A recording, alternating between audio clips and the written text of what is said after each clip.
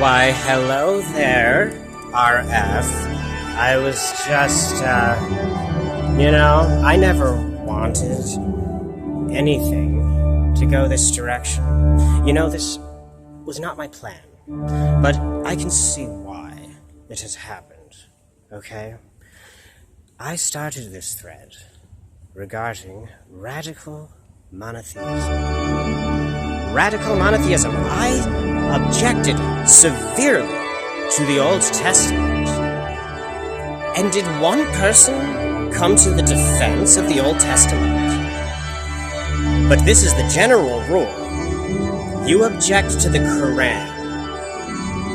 And even the atheists and the feminists and every liberal comes to the defense of Islam. No one objects to saying the most awful things about the Old Testament. But you find out Jesus Christ preached the opposite of those things, those barbaric practices. And 600 years later, Muhammad brings it back in a very, very awful way. You know what's interesting?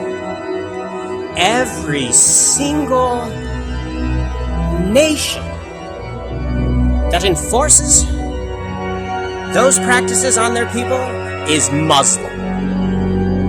Those Abrahamic laws, killing people in the name of an Abrahamic God, forcing people to submit, forbidding them to speak the truth. Every single Abrahamic monotheistic nation that does that is Muslim. Every single one. Imagine!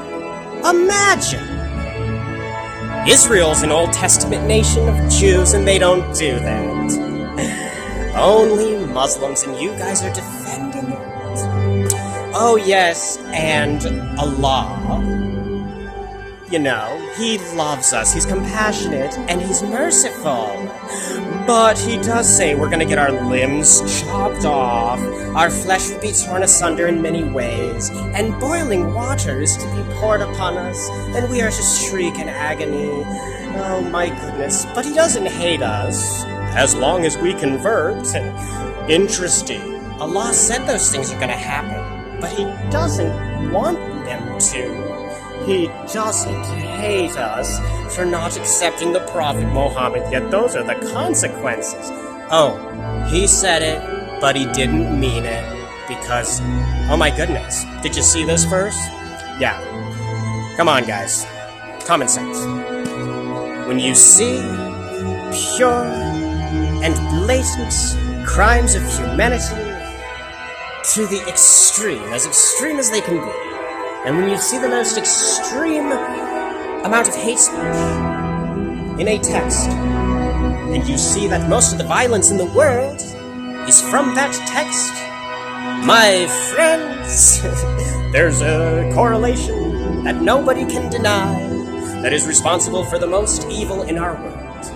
And the only thing necessary for evil to triumph in our world is for good people to do nothing. God bless you.